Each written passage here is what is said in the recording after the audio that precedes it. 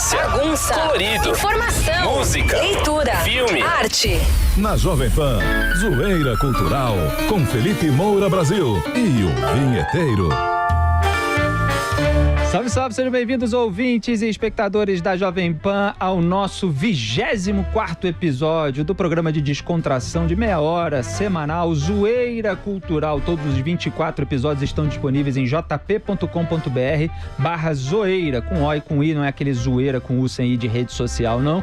E hoje eu tenho um convidado ilustre que divide comigo a mesa central da redação da Jovem Pan, diretor de esportes e um craque com muita história para contar dos bastidores do futebol, novamente pauta desse programa, Vanderlei Nogueira. Salve, salve, Vanderlei. Abração, Felipe, é um prazer estar aqui com você, é um prazer dividir aquela bancada com você, aprendo todos os dias, você fica mergulhado lá nessas notícias políticas que fervem o dia todo e você fica lá mergulhado, focado, é muito legal.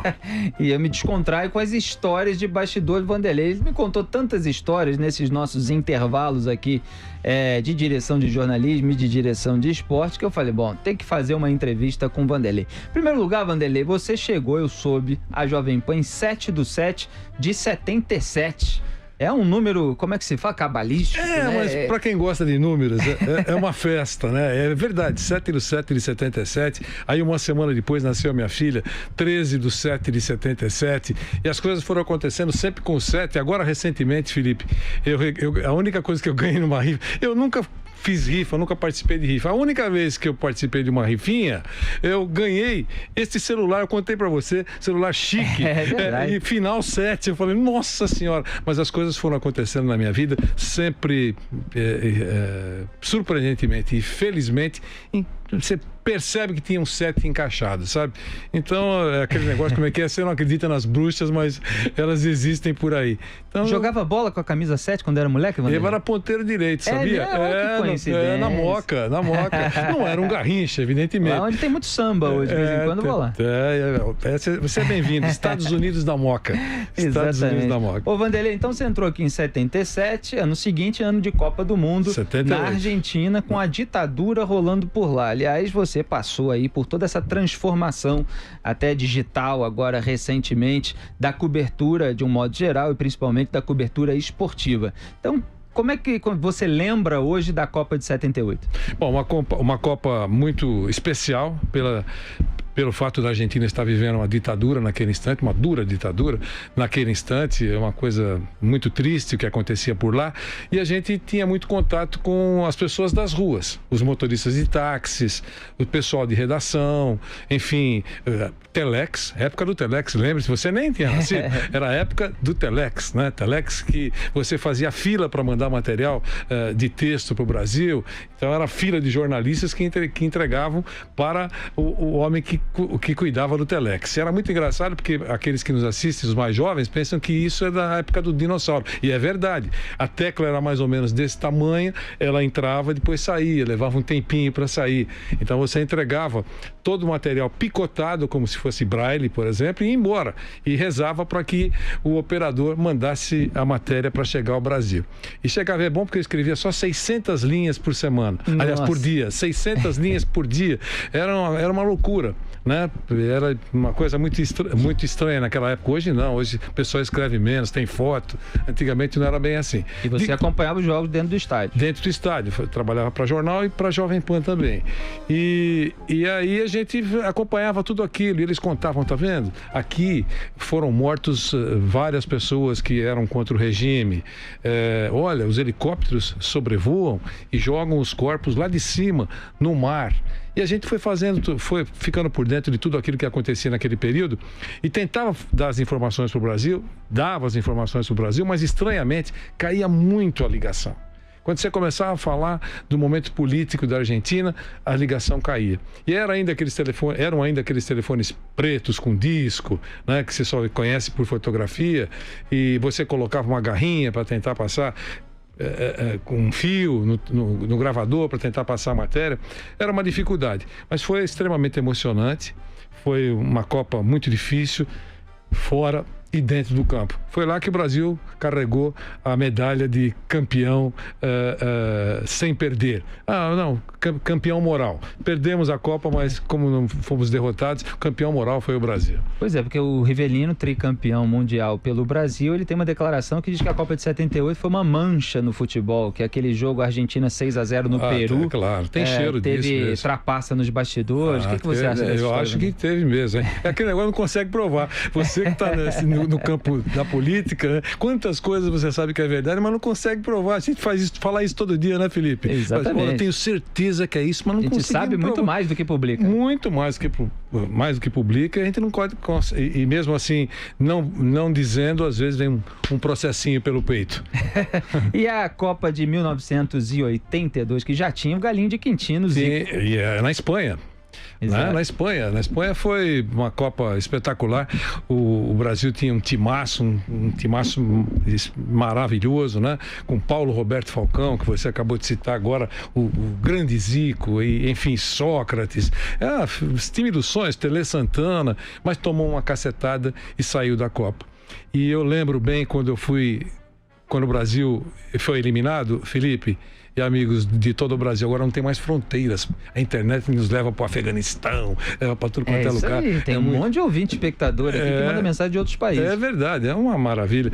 E aí, triste, né? Poxa, o Brasil perdeu um time desse. Fui para a sala de imprensa, estavam lá os jornalistas do mundo todo, no México, e eu sentei perto de um jornalista africano.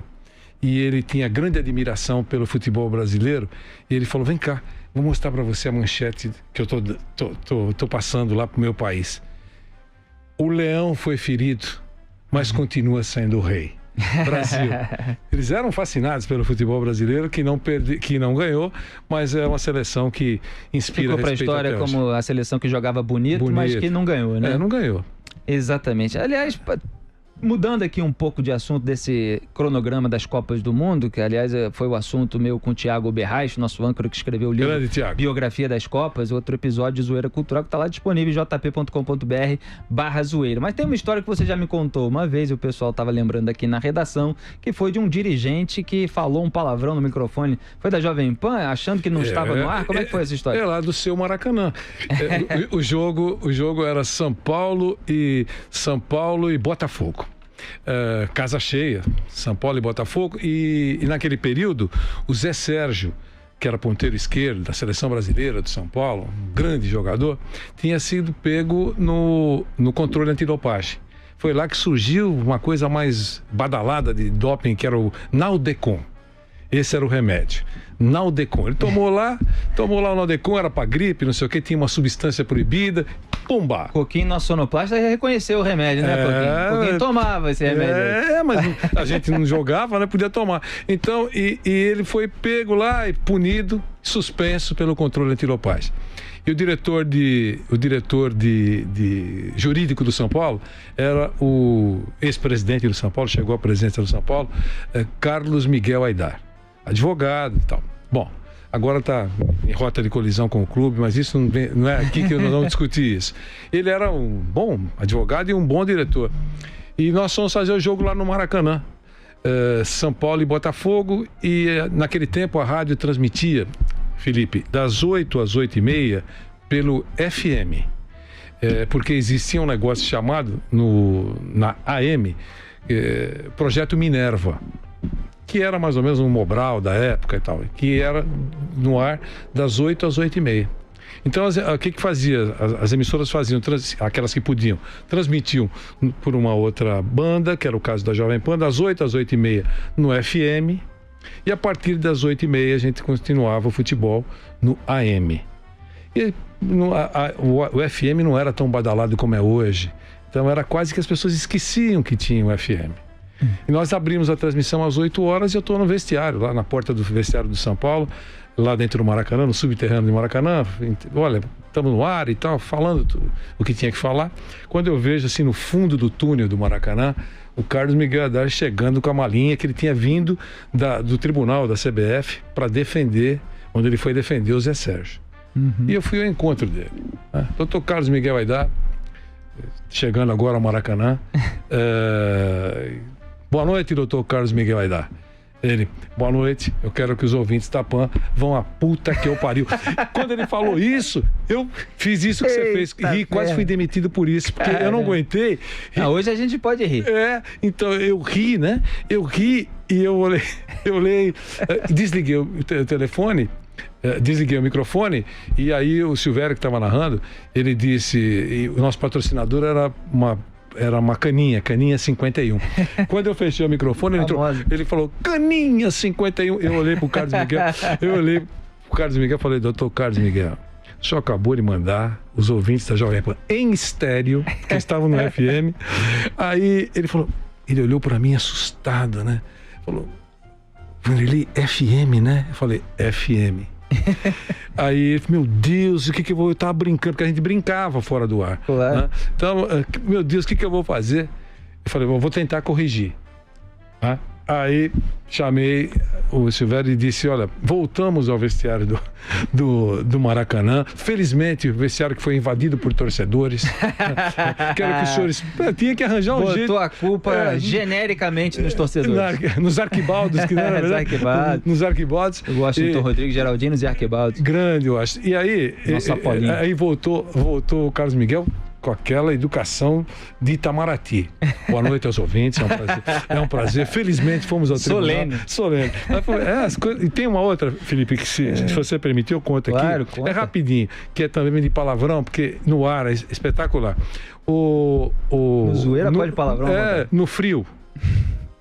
Isso não tem acontecido, mas recuando alguns anos, no inverno, os jogos aqui em São Paulo, Felipe, começavam às 5 da tarde durante a semana, devido ao frio. Muito frio à noite.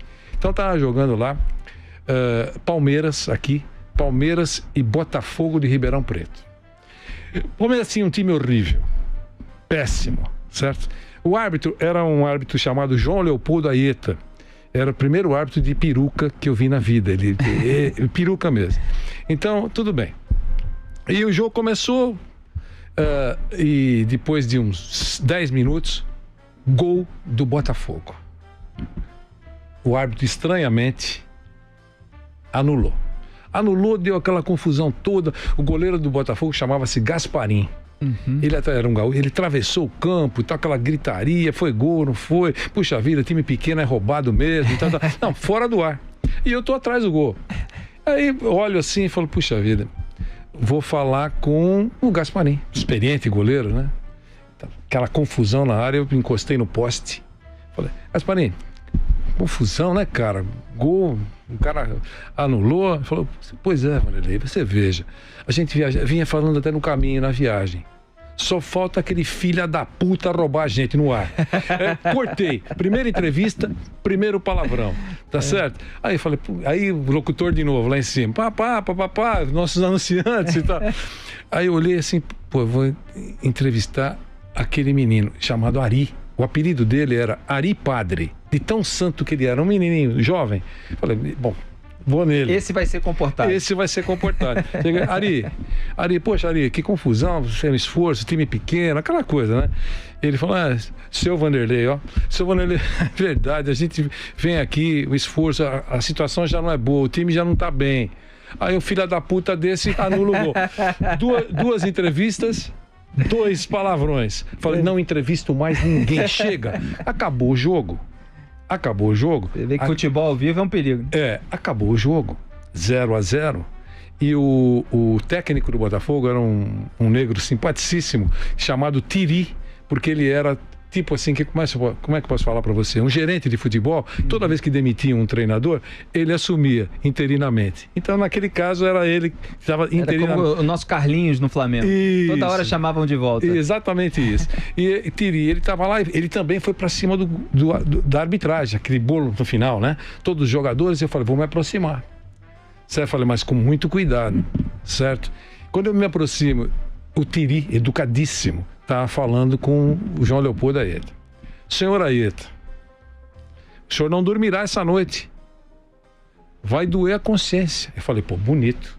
Abri o microfone e pus para captar a voz dele. Mas agiu como um filho da puta. Lembre-se... 3 é recorde.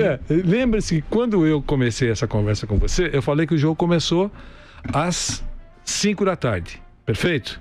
Sim. Que hora acaba um jogo que começa às 5 da tarde? Bem pertinho das 19 horas. Sim. Com essa confusão toda, chegou bem... Então, quando entrou o último palavrão, a rádio virou a chavinha aqui, em Brasília, 19 horas. Foi bonito, foi legal, nunca mais esqueci. A gente brinca até hoje, porque o Zé Maria de vez em quando fala, em Brasília, 19 horas. Exatamente isso. Agora, você tem uma outra história que também é muito boa, eu não vou entregar aqui na minha pergunta, mas é uma história... você viajou num avião de carga, uma carga diferente, como é que é? Foi avião? Foi, Venezuela, San Cristóbal. Eu tô sendo indireto aqui para você entrar com um arremate. Não, seu lançamento tá perfeito. O que eu queria dizer é o seguinte, o Brasil jogou... Como, aliás, nas 4 linhas, hein, modestamente. Isso, o Brasil jogou em San Cristóbal, lá na Venezuela. E uma tempestade, né, para voltar. E o aeroporto pequenininho, não podia ser diferente, San Cristóbal, Venezuela, estava fechado. Só autorizada a decolagem do voo que estava levando a seleção brasileira. Então a seleção brasileira embarcou, aquela tempestade, o avião subiu e o aeroporto ficou lotado, jornalista, todo mundo lá, porque estava fechado. Não era muito agradável ficar na Venezuela. E o nosso voo sairia de Caracas. Nós estávamos em São Cristóbal. Então, como chegar? Perdemos o avião, vamos perder também a conexão. E eu, inconformado, muito tempo fora de casa, né? E estava eu e mais 2 companheiros. Aí eu falei assim, puxa vida, temos que arranjar um jeito de ir embora, cara. Quando eu olho lá no fundão do aeroporto, tem um avião militar. 2 motores, os caras mexendo lá, carregando, né? Dá a carona aí. E eu falei assim, segura aí que eu vou até lá no fundo. Fui lá no fundo, me apresentei, falei, sou jornalista brasileiro, não estou com problema, o aeroporto está fechado, eu vou perder o voo. Quem cuida do avião é aquele senhor lá, que era o comandante do avião. Era um militar. E depois eu fiquei sabendo, era um coronel. Coronel aviador. Eu contei para ele a história, né? Falei, a gente queria voltar. Ele falou assim, quantas pessoas são? Eu falei, são 3 pessoas. E cada um tem uma bagagem só. Falei, eu vou levar vocês. Vou sair daqui 30 minutos. Aí eu vim lá no cantão, avisei, olha, consegui uma carona, cara. Nós vamos embora pra Caracas. Como? Aquele aviãozinho lá, na tempestade. Saímos silenciosamente, fomos lá, embarcamos, não tinha cadeira no avião e tinha uma espécie de um caixão, né? E sentamos em cima do caixão, nos amarramos, né? E um abraço de avião, hélice, e tempestade, e chacoalhava e tal. E dentro do caixão, aquele barulho de alguma coisa solta. Uma coisa solta. Será que tá solto dentro do caixão, né, Vanderlei? Bom, depois chegamos lá na base militar de Caracas, e eu falei pro coronel, tem algumas coisas. Ele falou, não, é um cadáver. Como cadáver? É que eu vim exatamente buscar um militar falecido, e por isso que eu voltei nessa tempestade toda. Quando eu falei isso pro nosso operador, era o Luiz Carlos Pereira, trabalhou muitos anos aqui na Jovem Pan, brilhante profissional. Pô, ele era apavorado com esse negócio de cemitério, de cadáver, de defunto. E foi uma história assim que ele contava, ele lembrava, só você para me fazer sentar em cima de um cadáver. Eu também não sabia. Mas a carona foi muito providencial e nós não perdemos o avião e voltamos para o Brasil. Grande momento, as histórias de bastidor de Vanderlei Nogueira. Agora vamos pular aqui a década de 80 e 90, porque assim, chover no molhado, aquelas décadas de domínio total do meu Flamengo. Pentacampeão brasileiro, o STF roubou um título do Flamengo.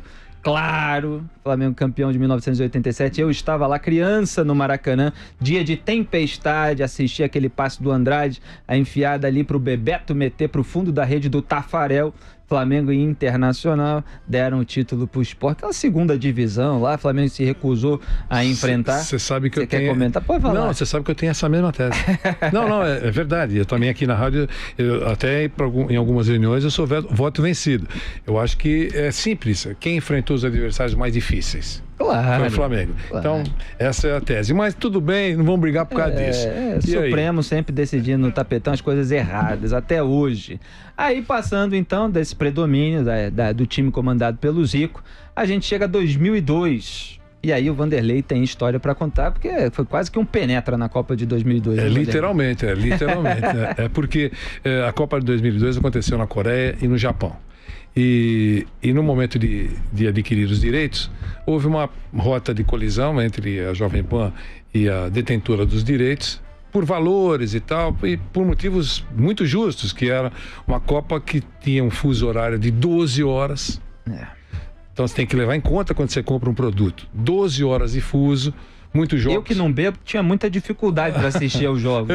O pessoal ficava bebendo todo dia para ficar acordado. Então você vai madrugada, jogos em horários diferentes. Então não houve espaço para uma negociação.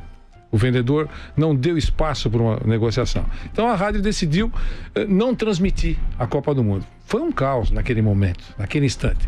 Era uma decisão que só podia ser tomada pela direção da casa. Sabe quem assina o cheque? Pelo seu Tuta, e o Marcelo já estava aqui, o Tutinha, enfim. Eles é que tinham que decidir. Decidiram, não vamos fazer a Copa. No dia seguinte caiu a ficha. Não vamos fazer a Copa de 2002? O que é que nós vamos fazer? E aí, o seu Tuta teve uma ideia genial, dizendo, quem faltou nessa Copa? Quem faltou ir para essa Copa? Eu falei, Romário. Ele falou, vamos contratar o Romário? Eu falei, contratar para quê? Ele falou, vamos contratar o Romário para comentar para a gente? Podemos tentar. Quem mais? Eu falei, não estou entendendo, o senhor quer formar um time, é isso? Ele falou, nós vamos formar um time espetacular e vamos pedir, assistam a televisão e ouçam a Jovem Pan. Vamos falar para assistir a TV. Mas tem que ouvir a Pan. E sabe quem foi contratado? Olha o time. Seleção, hein? Seleção. Carlos Alberto Parreira, Zagallo, Emerson Leão, Vanderlei Luxemburgo, Moraci Santana, Carlos Alberto Torres, 11. Todos a peso de ouro. Em determinado momento eu posso dizer para você que a rádio gastou mais do que se comprasse os direitos. Mas era uma questão de posição. Foi muito legal, porque foi um sucesso de audiência, e o clipe depois, quando terminou a Copa, o que falava da Jovem Pan era desse tamanho e da concorrência pequenininha. Porque todo mundo queria ver o que o Zagallo, o Carlos Alberto, Vanderlei Luxemburgo, Carlos Alberto Torres, Romário, o que esses caras estão falando dos jogos. Foi espetacular. E a gente fazia aqui com toda a equipe aqui, né? Era um show. Mas, o senhor Tuta falou, precisaria mandar a ponta da flecha para a Coreia e para o Japão. Eu queria que fosse você. Eu estou emocionado. Nosso ponta direita, Vanderlei. E nós fomos para lá. Eu falei, olha, eu queria lembrar que eu estou sem credencial e sou um clandestino, né? Nós vamos dar um jeito. Eu sei que você vai dar um jeito. E a gente foi. E cheguei no Japão, em Tóquio, para fazer a conexão para Seul. E aí atrasou.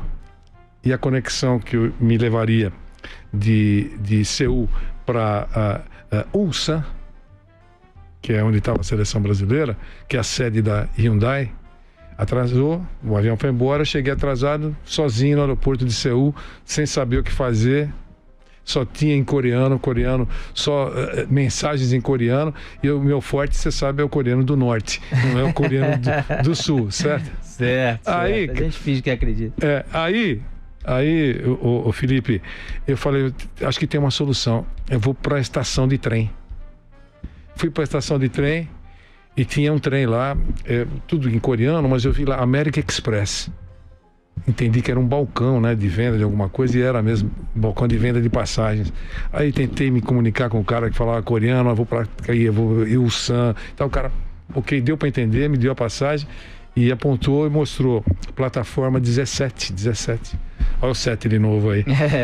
Sem empresa. Aí eu fui para a plataforma, entrei num vagão, Felipe, um telão bonito como esse que você está vendo aqui atrás, da LG, que é coreano, LG. E aí fiquei sozinho no vagão e o trem saiu e pau. Andava aquele trem rapidíssimo, até que chegou num lugar que parecia que era o ponto final, e era mesmo, estação final. Desci, todo mundo de outros vagões saiu, eu também saí, estava carregando bagagem. Eu fui o último, né? Então tinha sensor. Eu passava, apagava a luz. Eu passava na plataforma, apagava a luz. Cheguei na porta lá, tinha um cara de luva branca, chefe da estação. Mostrei para ele assim, sabe me indicar onde fica esse hotel? O cara olhou assim. Quando ele olhou, Felipe, ele fez assim, ó. Quando ele fez assim, Felipe, falei assim, Sifo, dancei. Tá no país errado, tá na Coreia errada, tá? Dancei. Aí ele foi no mapa, me levou lá, pegou pela mão, foi no mapa, mostrou. O cara me vendeu a passagem para Pulsan e não para Ulsan. Nossa. Diferença. Mas letrinha de nada, né? Só uma letrinha. Diferença de 100 quilômetros mais ou menos. Eita. Aí, cara, fiquei lá. O cara foi muito gentil, me levou para a sala dele, viu que eu era jornalista, que eu estava carregando, né, tava um colete de jornalista. Cheguei lá, fiquei na sala dele a madrugada inteira. E quando foi 6 da manhã, a gente conseguiu se comunicar. Ele veio me buscar, me colocou no trem operário. São os funcionários da Hyundai, que todos eles, a macacão cinza e capacete branco. Só tinha um idiota diferente lá, que era eu, carregando as bagagens. E aí cheguei na cidade de Ulsan. E para concluir essa história, mostrei o hotel pro cara, o cara tinha 4 igual. Por exemplo, Felipe 1, Felipe 2. Não preciso dizer para você que o meu hotel era o Felipe 4. Então, foi uma volta na cidade para chegar lá no hotel da Seleção Brasileira, e que foi uma maravilha, porque eu estava abandonado. Graças a Deus, a seleção tinha um pouquinho de máscara, não aceitou o hotel da organização e decidiu ir para o hotel que eu estava. Só tinha dois brasileiros lá, Fátima Bernardes e eu. E então eu não podia ir à seleção brasileira porque eu não podia ingressar no território FIFA.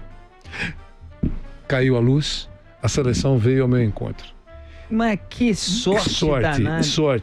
Quando souberam disso, 2 caras muito bacanas bateram de madrugada no meu quarto. Imagine na Coreia, 2, 3 horas da manhã. 2 caras, vou dar um nome para você: Cafu e Emerson. Que a gente conhecia, eles sabiam de toda a dificuldade. Cafu disse o seguinte, eu falo para ele até hoje isso. Os 2 aqui de São Paulo, né? O Emerson era do Grêmio, né? Então, que era capitão da seleção brasileira, bateu o ombro e foi treinado em goleiro lá naquela seleção e se machucou. Mas eles dividiam o título de capitão do time. O Cafu disse o seguinte. Ah, sim, o Emerson Gaúcho. Né? Isso, o Cafu disse o seguinte: já que você não pode ir até a seleção vem até você. E todo dia tinha uma especial dentro do quarto. Exclusivo. Era espetacular.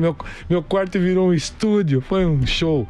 Foi muito legal. Hein, essa é uma delas. Não, grande momento. Agora, pra gente encerrar, já tá esgotando. Já acabou, né? Já falei demais, tá fazendo sinal aqui de que só falta 1 minuto. Eu quero saber se o meu Flamengo vai ganhar a Libertadores. Tá na final lá no Chile.